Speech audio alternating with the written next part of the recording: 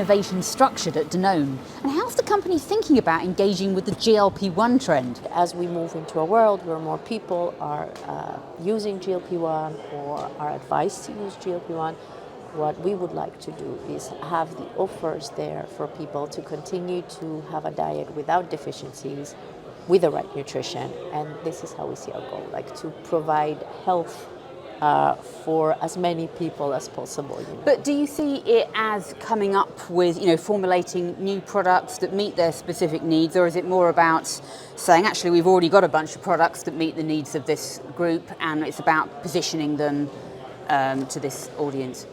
This is something we're discussing. You need to also understand, GLP has become what it's become today. It's only been 18 months, to be fair, right? And from our perspective, we also need time to understand what is the actual consumer need. Is it a product that is really, saying on the pack, this is for GLP-1 users, or is it a product where we say, actually, no, we're not gonna put, that big line there because people don't want to know or people don't want to. But we're going to offer, like we heard today, we're going to offer, a part of a nutrition where you can use AI and it can tell you, you need more protein, have this product. Or you need more iron, or you need more of these ingredients, so take these products. So, which in that case, we may already have a lot of products in the portfolio that can fit these requirements. Is there an open innovation angle here, external partnerships, collaborations, or is this more about you within Danone, as you say, kind of thinking about how you can already engage with this trend? Again, it could be both, depends on the direction we would like to take.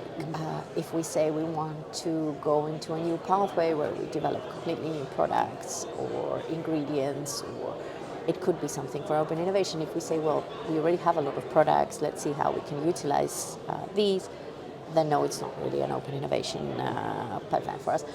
It might be both. One does not exclude the other. We may say, okay, we have what we have, let's amplify the usage of that, but on the other hand, let's see what can be created on top. One thing about Danone is we've always been about health, and we see GLP-1 and the learnings from GLP-1 as bringing a huge pre-competitive advantage to the whole understanding of metabolic health, microbiome diversity, the impacts of all these different aspects of health. So we do not see this as a negative. We see doctors getting more understanding about how important microbiome health, how important gut health.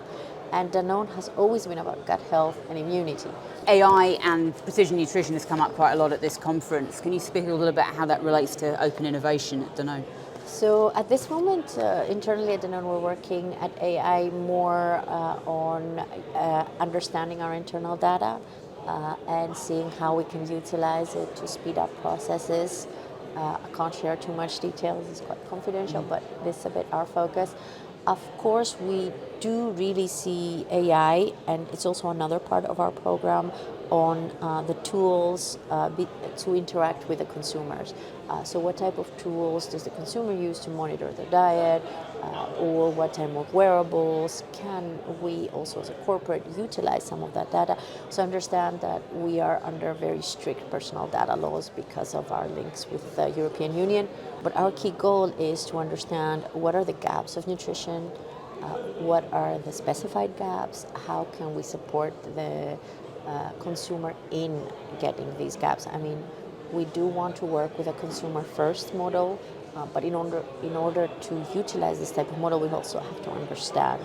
And AI is providing a very huge window of understanding into what are those needs actually, how can we support consumers, how can we help consumers understand how they can cover these gaps. So, how can we also support with the knowledge we have the advice that can be given?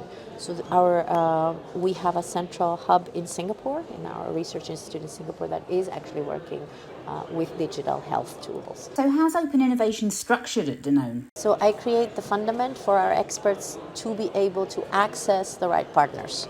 So I don't always reach out to startups myself or universities, but I create the platform for the interaction to be available. So be that, let's say, the people responsible for the spin-offs at universities, or the people responsible for accelerators linked to universities, or making sure we're part of ecosystems like MISTA, like EIT, or other venture funds or other accelerators where we can put all these let's say ecosystems together and see, okay, where is the right approach depending on the pillar of innovation we're looking at that particular moment. But when it comes to kind of identifying interesting opportunities for collaboration, for example, what is the best way to actually structure that external innovation? Is it having kind of like a dedicated team, or is it kind of embedding people within business units? So I don't think there's a right and a wrong way. I think it's very company dependent and depends on how each company is doing different things. What we've chosen to do at Danone is to have a very small open innovation platform, but have all our experts, whether they be on the science, whether they be on the technical side, to be linked in dotted lines with me or with whoever is working on open innovation. So what we've done is we've given the power to the experts to have this mandate and this role to either access startups themselves if they find something interesting, or to be able to approach us and tell us, okay, this is what I need, this is my need, can we find the right ecosystem?